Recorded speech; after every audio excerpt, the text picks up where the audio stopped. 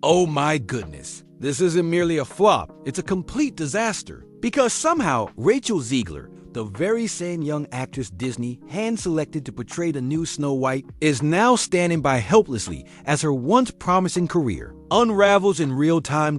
And how much does it cost to witness this train wreck? Absolutely nothing. Not a single cent. Because her Broadway production has just plummeted into pay-what-you-wish territory. Her film hasn't even been released yet, and it's already being bombarded with criticism. And as for Hollywood, they're pretending she doesn't even exist. And believe me, that's just the beginning. Because what's unraveling behind closed doors isn't just about poor ticket sales. It's about self-sabotage, endless therapy sessions, and the humiliation of getting pelted with tomatoes on stage, both metaphorically and literally. And just when you think it couldn't possibly spiral further downward, oh, buckle up. Because the whispers coming from the people working on Ava, they're downright explosive. But before I show you those behind-the-scenes clips from the show, let's rewind for a second in case you missed how this all started. You see, Rachel Zegler was supposed to be the next breakout superstar, a powerful vocalist, handpicked by none other than Steven Spielberg himself, plucked out of obscurity to headline West Side Story. And here's the thing,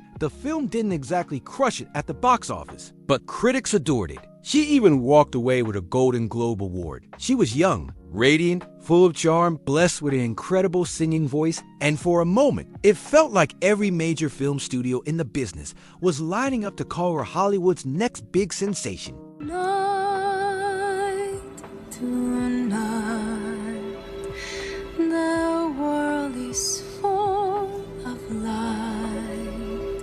At the beginning, when Disney saw Rachel Zegler basking in the spotlight, they genuinely believed they had struck gold. Their reaction? She's it. Let's cast her as Snow White. Let's make her a household name. And at first, Rachel was. Handling things perfectly, she came across as kind, humble, and incredibly likable. But somewhere along the way, something shifted. The moment she began doing press tours and promotional interviews, that's when the tide started turning. Rather than praising the legacy of Snow White or showing appreciation for the generations of Disney fans who cherished the classic, Rachel went off script. She got audacious. She began criticizing the beloved 1937 animated film, dismissing the prince as a stalker, insisting that her version of Snow White wouldn't need a man to rescue her, and mocking the original story by calling it outdated and ridiculous. She's going to be safe with the prince, and she's not going to be dreaming about true love. She's dreaming about becoming the leader she knows she can be, and the leader that her late father told her that she could be if she was fearless, fair, brave, and true. Was she trying to come across as empowered? Absolutely. But wow, the internet did not take it well. Her overly woke attitude practically oozed out of every word she said. Fans were furious. Twitter exploded. Reddit turned into a battlefield. And back at Disney headquarters, executives were reportedly in full-blown panic mode. To many loyal viewers, it felt like Rachel was straight up mocking something they had grown up loving. One frustrated fan summed it up perfectly. It didn't help that the lead actress basically admitted she hates the original Snow White. That's not how you promote a remake. Disney fans don't play around. And if that PR nightmare wasn't already bad enough, Rachel took things even further. During the heat of the 2024 election, she jumped on Instagram and posted a jaw-dropping statement. Word for word, she said, "May Trump, his voters, and supporters never know peace." Like seriously? You're a lead actress for Disney. You can't just go around cursing half the nation on social media. Naturally, people were outraged. But instead of walking it back or offering any kind of apology, Rachel doubled down. She pushed harder. Meanwhile, Disney, they stayed completely silent. Not a peep. But behind the scenes, the fallout was real. The Snow White remake bombed so badly that Disney was forced to hit the brakes on nearly every single remake they had. Lined up, you might have already heard the whispers, yes. Lilo and Stitch reportedly outperformed Snow White. The planned live-action remake of Tangled? Scrapped. And that's just the tip of the iceberg. A wave of cancellations followed as the studio tried to stop the bleeding dot. So, what did Rachel do in the aftermath of all this chaos? She attempted a reset, a fresh start. She pivoted to live theater, hoping to prove she still had what it takes as a serious performer. She landed the starring role in Jamie Lloyd's production of Evita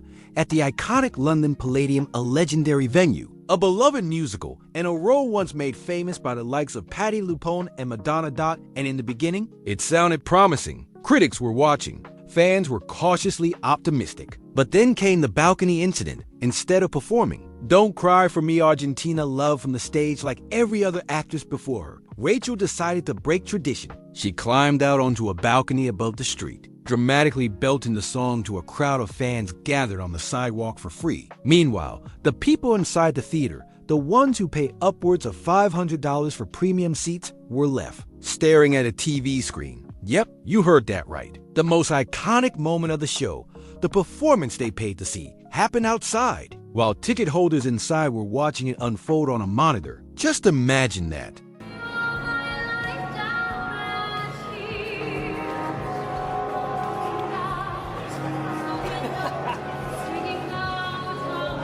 Total chaos. People were stunned. Wait, I dropped $500 just to not see her perform live. The entire thing felt like some bizarre failed theater experiment. One user put it bluntly, "I'm not woke enough or broke enough for this nonsense." Memes went viral. Reddit threads multiplied like wildfire. Even seasoned theater critics joined the conversation. And just like that, Evita's most iconic number had morphed into an online punchline, an internet-wide inside joke that everyone was in on. But the problems with Evita didn't stop at a few viral posts or online grumbles. As official reviews trickled in, something even more troubling became clear. Audiences were vanishing. Performances played to half-empty theaters. Ticket sales plummeted. Prices collapsed. Some nights were practically giveaways. Other times, producers resorted to pay what you want. Deals, yes. Legit Broadway caliber seats available for whatever loose change you had in your pocket. One baffled commenter wrote, "So let me get this straight, the people who shelled out hundreds are staring at the back of her head while the folks outside on the sidewalk get front row vocals? That's odd." And here's the twist. Critics didn't even think Rachel was bad. On the contrary, her vocals were solid, her on-stage energy powerful. But none of that could compete with the shadow looming over her. The online drama, the controversies, the baggage. Her reputation had grown louder than her performance.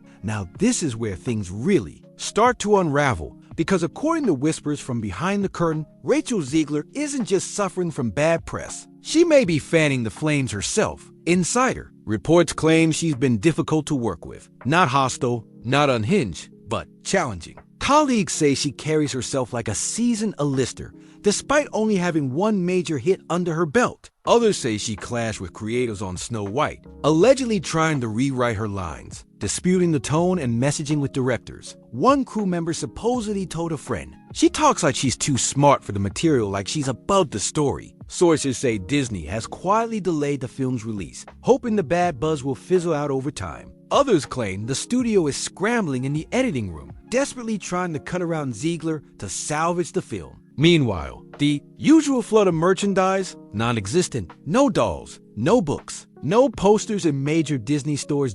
And Disney's response, absolute silence. And when Disney goes quiet, it's not because they're calm. It's because they're getting ready to make something vanish. Because this remake wasn't supposed to be divisive. It was supposed to be a box office smash, a nostalgic juggernaut. But instead, theaters are deserted, kids don't care, and the only thing going viral is how fast this movie is falling apart. One, two. Okay. Let's take a look at the track record, shall we? West Side Story, praised by critics, showered with awards buzz, but barely anyone showed up at the box office. Shazam 2 total flop. Ava spiraled into meme territory, and Snow White delayed, derailed, and completely deflated before it even had a chance. Now, instead of Rachel Zegler's name sparking excitement, it sparks debate, discomfort, confusion. When audiences see her face, they're not saying, "Ooh, can't wait," to see her in something new. They're saying, "Isn't she the one who called the prince a stalker? So now what?" Rachel Zegler has officially landed in what the industry calls Hollywood jail. Not canceled, but definitely not celebrated either. She's floating in that strange limbo where the press stops dialing your number, the fans stop showing up, and the studios start quietly crossing your name off casting lists. She's not iconic enough to survive the controversy. She's not beloved enough to be forgiven. And she's certainly not invisible enough to disappear quietly. She's just stuck between chasing stardom and losing the very people she hoped to inspire. caught between princess and protester, between the career she dreamed of and the reality she's crashing into. So now I'll ask you, was Rachel Zegler simply another rising star who mistook applause for invincibility? Who believed early praise meant permanent protection? Or was she a scapegoat from day one-handed legacy roles already cracked under pressure, then blamed when they shattered in public view? Because this Snow White, she didn't just take a bite of the poison apple. She swallowed the whole forest, set fire to the trees, wandered off the trail, and then turned around wondering why no one came to rescue her. Now I want to hear from you. Is Rachel Zegler the villain in her own story? Or is she just the latest name in Hollywood's favorite cautionary tale? Let me know your thoughts down in the comments. And hey, if you haven't seen how Jake Black totally reality checked her in that brutal interview last week, trust me, click the video now. You don't want to miss that one.